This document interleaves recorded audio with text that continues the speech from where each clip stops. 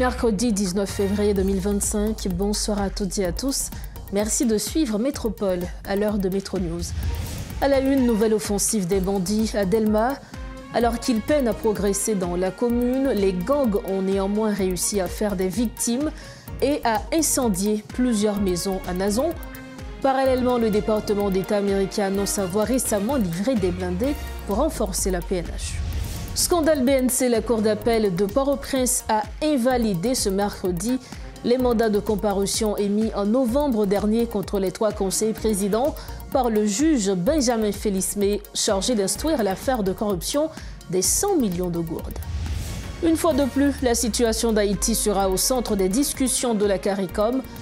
Les dirigeants des États membres de l'organisation régionale chercheront à explorer des solutions concrètes pour aider le pays à surmonter ses défis politiques, sécuritaires et humanitaires.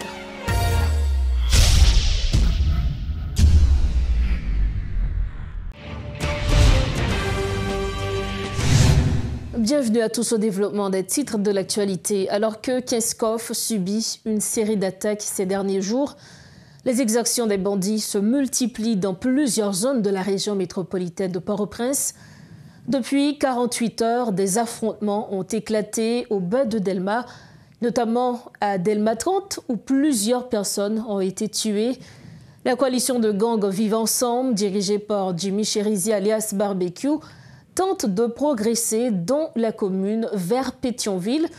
Pendant ces offensives, la mort d'un policier est évoquée, mais non confirmée par les autorités concernées. Mardi soir, des hommes armés ont semé la terreur à Nazon en mettant le feu à plusieurs habitations, dont un ancien bâtiment abritant des bureaux du ministère de l'Éducation nationale. Réveillés par des rafales ce mercredi, de nombreux habitants ont fui précipitamment pour échapper aux flammes et aux balles. Des tirs nourris ont également retenti à Delma 30 et Kodada pendant une bonne partie de la journée de ce 19 février, provoquant la panique et la fuite des riverains vers des zones plus sûres. Dans l'intervalle, le département d'État américain, via le Bureau pour le trafic de drogue international et le respect des lois, a remis ce mercredi 20 véhicules blindés de transport de troupes à la mission multinationale. Ces nouveaux matériels vont renforcer la capacité opérationnelle de la mission pour améliorer la sécurité dans le pays et dans la région, indique le département d'État. Autre grand point de l'actualité, la Cour d'appel de Port-au-Prince a invalidé ce mercredi les mandats de comparution décernés en novembre dernier contre les 3 conseillers présidents par le juge Benjamin Félismé qui instruit l'affaire de corruption à la BNC. La Cour a estimé que Louis-Gérald Gilles, Smith Augustin et Emmanuel Vertiller bénéficient du statut présidentiel conformément à la Constitution de 1987. La Cour demande au juge Félismé de poursuivre son instruction. Les avis de recherche émis par la DCPJ contre les ex-parlementaires Nenel Kassi et Alfredo Antoine pour leur lien présumé avec des groupes criminels suscitent déjà des réactions.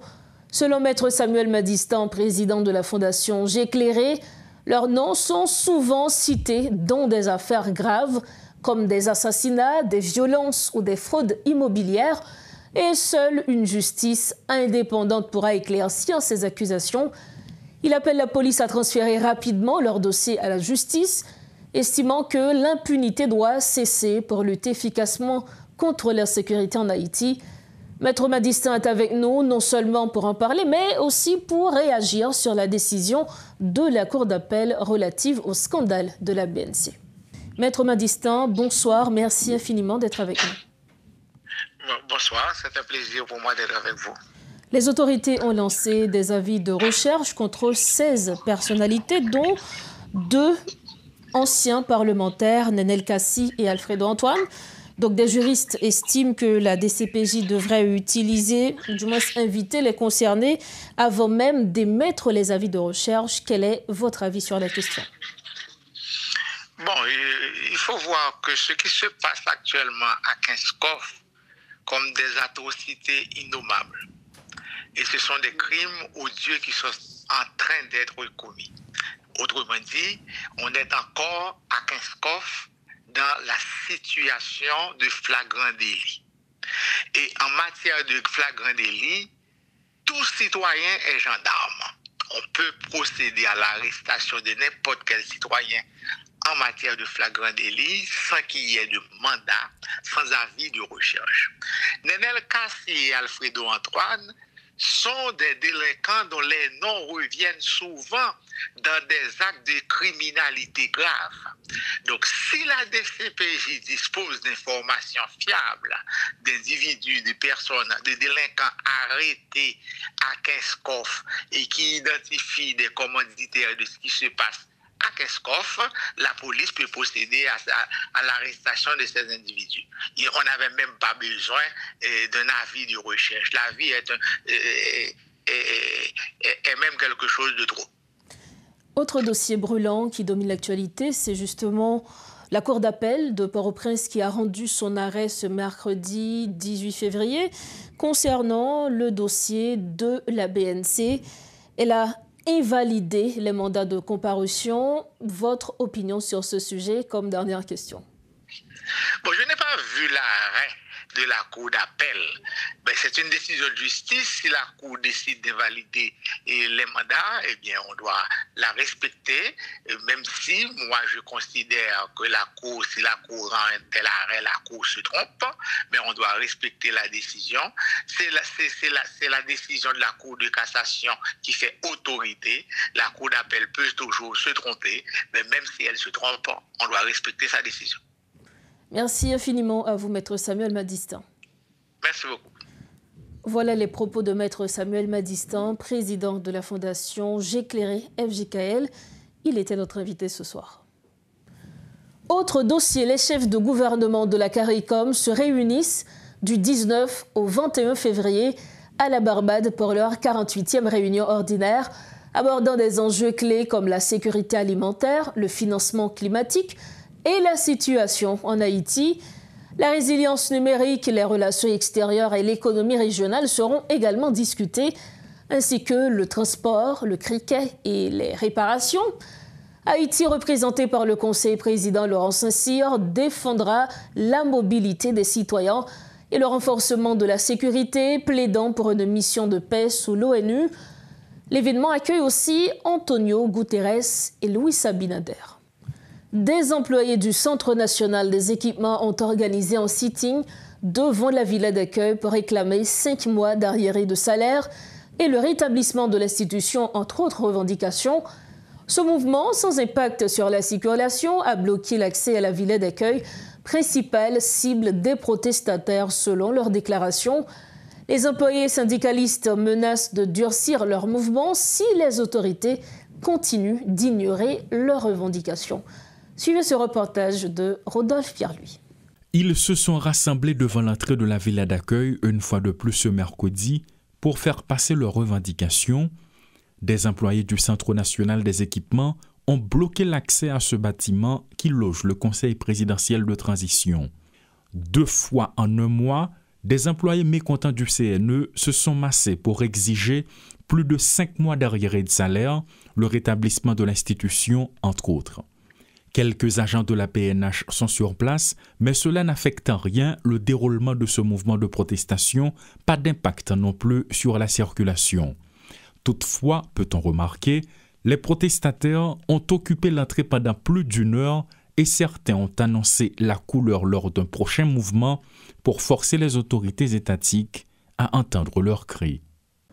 Pour refermer cette édition, Pierre-Jean-Raymond André a été installé à la tête de l'Office national véhicules contre-tiers au AVCT ce mercredi par le ministre de l'Économie et des Finances, Alfred Fils-Métellus.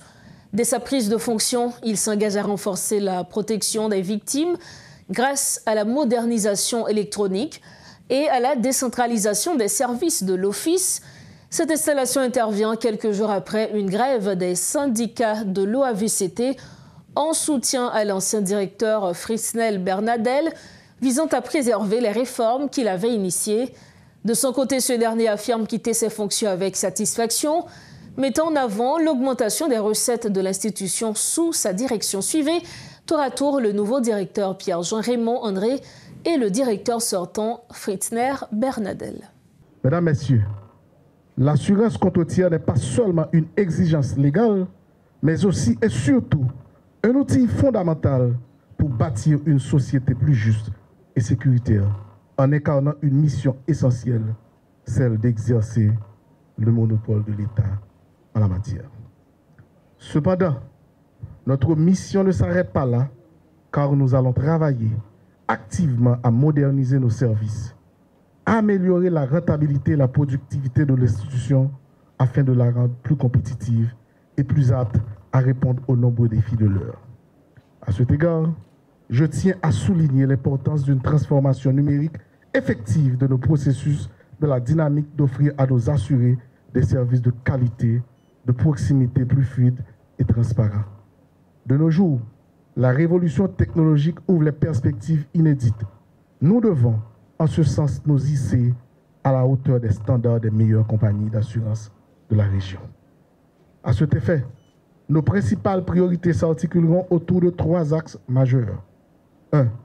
La sensibilisation dans la mesure où il conviendra d'éduquer les usagers sur l'importance de souscrire une assurance et de respecter les règles de la route. 2.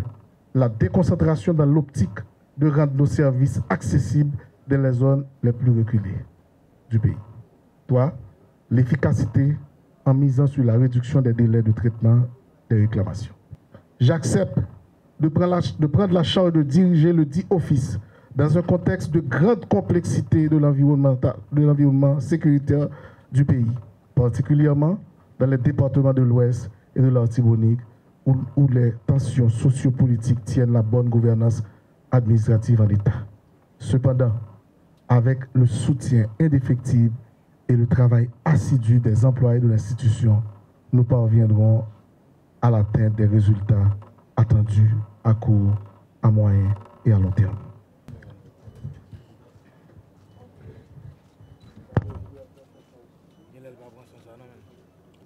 Je tiens à exprimer ma plus profonde reconnaissance à chacun d'entre vous.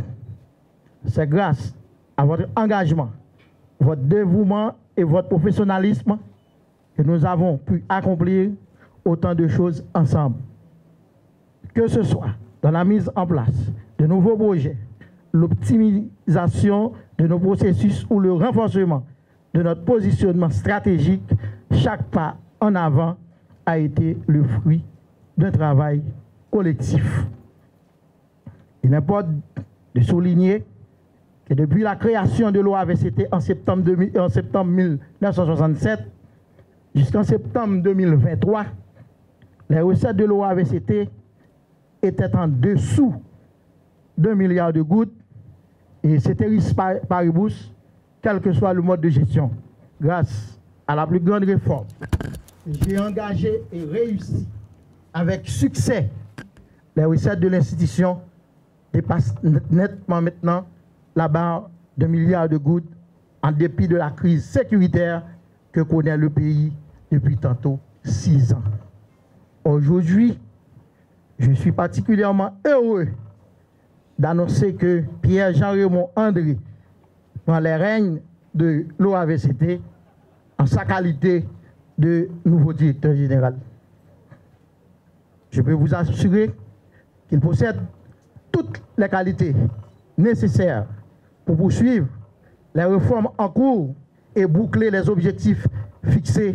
Soyez assurés. Je suis convaincu que son approche stratégique et sa capacité à fédérer autour des objectifs communs vont non seulement maintenir les acquis, mais aussi impulser une nouvelle dynamique qui permettra de relever les grands défis à venir. Maintenant, on va gagner beaux amis, on va gagner flatteur, on va gagner tout le monde. Mais songez que c'est vous-même, c'est vous qui ordonnateur, c'est vous-même qui gagne compte maintenant à rendre.